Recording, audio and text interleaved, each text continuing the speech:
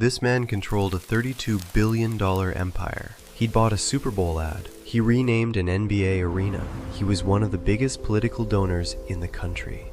18 months later, he had nothing. And this year, a federal court made sure he never gets any of it back. This is the story of how the smartest man in crypto convinced the entire world to trust him, and how he convinced himself first.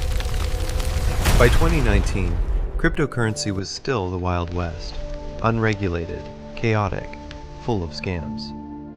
Into that chaos walked a 27-year-old physics graduate with a reputation for genius-level trading and an oddly reassuring habit. He told everyone exactly how risky crypto was.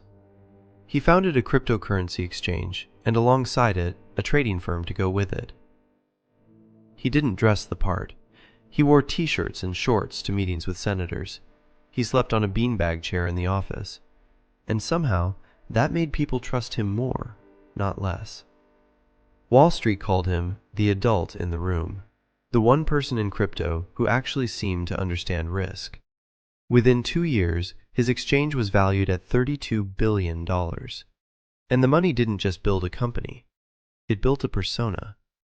A Super Bowl ad featuring a famous comedian, the naming rights to an NBA arena in Miami, tens of millions of dollars in political donations, making him one of the largest donors of the entire election cycle, second only to a handful of billionaires who'd been doing this for decades. Regulators took meetings with him. Celebrities invested.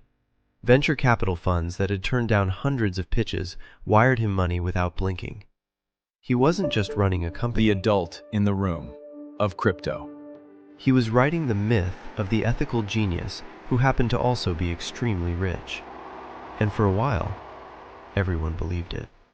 Then came November 2022. A crypto news outlet published something nobody was supposed to see: the internal finances of his trading firm. And what it showed didn't make sense. Billions of dollars in assets weren't real money. They were a token the company had invented itself and was now using to prop up its own books. It's the financial equivalent of claiming you're rich because you own a stack of IOUs you wrote to yourself. The market reacted instantly. A rival exchange, the biggest player in the industry, announced it would sell off its entire holding of that token. The price started falling. And once it started falling, everyone with money on the platform had the same thought at the same moment: get it out now. Customers rushed to withdraw their funds, a bank run playing out in public in real time in a matter of hours. And that's when the truth came apart. The exchange couldn't pay, because the money wasn't there. Billions of dollars in customer deposits had quietly been funneled into his trading firm, not to grow the business, but to cover its losses, fund luxury real estate, and pay for those same political donations that had made him a Washington insider. The empire built on trust had been running on money that was never his to spend. Within 1 week, the company filed for bankruptcy. $32 billion gone in 7 days. It's one of the fastest collapses of a major company in modern financial history. Faster than Enron, faster than Lehman Brothers. For the hundreds of thousands of customers who had trusted the platform with their savings, the app simply stopped working. Withdrawal requests sat frozen, unanswered, some for months. Employees who had built their careers and their own retirement savings inside the company watched all of it evaporate in a single week. Days later, he was arrested in the Bahamas and extradited to the United States, facing charges that carried a theoretical maximum of well over 100 years in prison. Prosecutors said the number was staggering. Customers, investors, and lenders had been defrauded of more than $10 billion combined. Not through some hidden loophole, not through bad luck in a volatile market, through a straightforward decision made and remade over and over to take money that belonged to other people and spend it as if it were his own. The trial began in October 2023 and lasted about a month. The star witness wasn't a regulator or an outside investigator. It was someone who had once been his closest colleague and partner, the head of his own trading firm.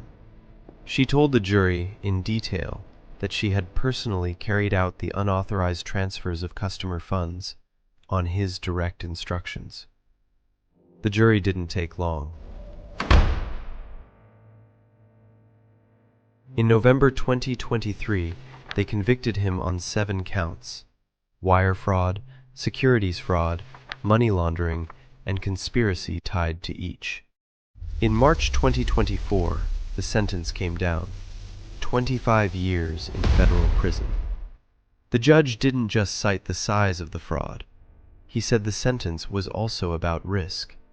The risk that someone this convinced of his own righteousness might do something like this again, given the chance. His lawyers appealed immediately, arguing the trial itself had been unfair, that evidence which could have helped his case had been wrongly excluded. For over 2 years, that appeal worked its way through the courts. And then, this year, the answer came back. In June 2026, a federal appeals court unanimously rejected every argument. They didn't just uphold the conviction. In their ruling, they described him as the main driver of one of the largest frauds on record. 2 months later, in August 2026, that ruling became final. There's no appeal left to file. He's currently serving his sentence at a low-security federal facility in California. On paper, his release date is 2044. The boy who slept on a beanbag chair, who dressed down for meetings with senators, who was once worth $26.5 billion, is now worth exactly 0, with close to 2 decades left to serve. Here's the part that's easy to miss if you only watch this as a crime story. He never really described himself as a criminal. Not to the jury, and not, it seems, to himself. In his mind, moving customer money into his trading firm wasn't theft. It was a bridge, a temporary fix for a temporary problem, made by someone smart enough to solve it before anyone noticed. That's not a defense his lawyers invented. That's how people who build empires often think, right up until the empire falls. The same total self-belief that let him walk into rooms with senators wearing shorts and convince them he was different. That same self-belief is what let him ignore every warning sign on the way down. Confidence is what let him build the whole thing in the first place. The refusal to question that confidence, even once, is what let it collapse this completely. And if you look closely, that pattern doesn't belong to just one person, one industry, or one crash. Every era finds someone the world decides to believe in, before anyone bothers to check the math, with close to 2 decades left to serve.